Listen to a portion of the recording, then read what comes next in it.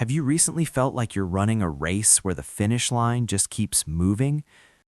Like you finally get the shoes everyone's wearing, or you finally save up enough for that one thing you've always longed to buy, and suddenly the world decides that thing is so last season or out of fashion. If you've been experiencing this for a while now, then welcome to the club. You are not alone in this. As a matter of fact, the entire modern economy was literally built to keep you running in place. The system we live in is basically a giant invisible treadmill. And today, we're going to talk about how it was engineered, why you can't seem to get off, and the wild math behind why enough never feels like enough. If you're already feeling like this is the video you've been searching for, hit the like and subscribe button, and let's prove to you that it is.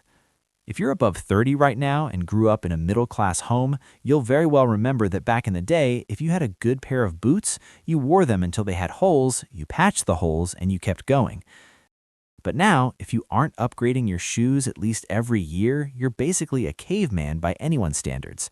I'll go out on a limb here and say that we are the first generation in all of human history to be professionally unhappy with perfectly good stuff.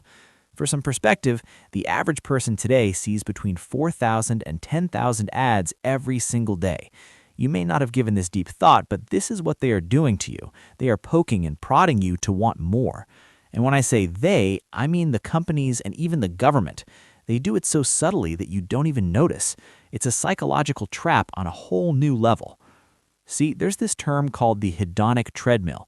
The term was first introduced in 1971 by two psychologists, Philip Brickman and Donald T. Campbell. It's the idea that as we make more money or buy more stuff, our expectations rise at the exact same speed. It's like a dog chasing its tail. You get a raise, you buy a nicer car, and for about a week, you're the king of the world. But then that car becomes just my car. You start looking at the guy with the even nicer car, and before you know it, you're back to feeling behind. Our happiness levels always return to a baseline, no matter what happens to us. It's a bit of a bummer, but the economy actually needs you to stay on that treadmill. If everyone suddenly decided they were happy with what they had, the global economy would literally collapse overnight. Think about it. Our entire world is built on growth. If a company doesn't make more money this year than it did last year, the stock market panics. It is what it is. We live on a planet with a limited amount of stuff, yet we've built a system that requires infinite growth. If the company has to grow, you have to consume. This is where the term planned obsolescence comes in. You see, back in the 1920s, light bulb companies actually got together, and I'm not making this up, they decided to make bulbs that burned out faster so people would have to buy more. Now, the problem is not necessarily the bulbs that burn out fast, but the idea and the impact this has had on producers. Today, it's software updates that slow down your old devices. It's the fast fashion shirt that falls apart after 3 washes. They aren't building things to last, they're building things to break. If you were an alien looking down on Earth right now, you'd see humans working 40, 50, even 60 hours a week to buy things they don't have time to use because they're too busy working. It's a weird loop. Depending on how you look at it, we've traded our time for convenience, and we're more stressed than any generation of humans that has ever lived. Do you know that in the 1930s, a famous economist named John Maynard Keynes predicted that by the year 2030, we'd only be working 15 hours a week because technology would be so efficient? Well, it's almost 2030, and I don't know about you, but I'm definitely not working 15 hours. We have the tech, but instead of using it to work less, we used it to produce more. We filled the extra time with more emails, more meetings, and more hustle. There's an alternating view that says this is all great because it gives us choices. Different strokes for different folks, I guess. Some people love the grind, but for the rest of us, it feels like the goalposts are being moved by a giant invisible hand. For example, look at housing. In 1950, the average American home was about 983 square feet, but today it's over 2,500 square feet. We've somehow convinced ourselves that we need a spare bedroom, a home office, and a giant kitchen island just to be normal, forgetting that more space means more furniture, more heating costs, and more cleaning. We are literally working harder to pay for the space to store the stuff we bought to reward ourselves for working so hard. That is the perfect definition of a treadmill. Now, let's switch focus a bit and talk about social media for a second. Social media is the turbocharger on the treadmill. In the old days, you only had to keep up with the Joneses, which were practically your neighbors. If they got a new lawnmower, you would feel a little jealous.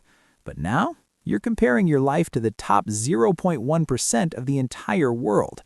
You're scrolling through Instagram, seeing people on private jets and eating gold-plated steaks. Your brain doesn't know that's not normal. It just knows you don't have it. This creates a status anxiety that the economy preys on. We buy brands not because the quality is better, but because of what the logo says about our rank in the tribe. We're spending money we don't have to buy things we don't need to impress people we don't even like. Statistically speaking, global debt is at an all-time high. It's over $300 trillion, and a huge chunk of that is just regular people borrowing against their future time to buy a lifestyle today. We're literally selling our 50-year-old selves to pay for our 20-year-old wants. It's like we've engineered a way to turn human desire into a fuel source. The more you want, the faster the engine turns. But what happens when the runner gets tired? I'll tell you, they develop mental health issues and burnout. For some perspective, the World Health Organization has officially classified burnout as an occupational phenomenon. So why don't we just stop?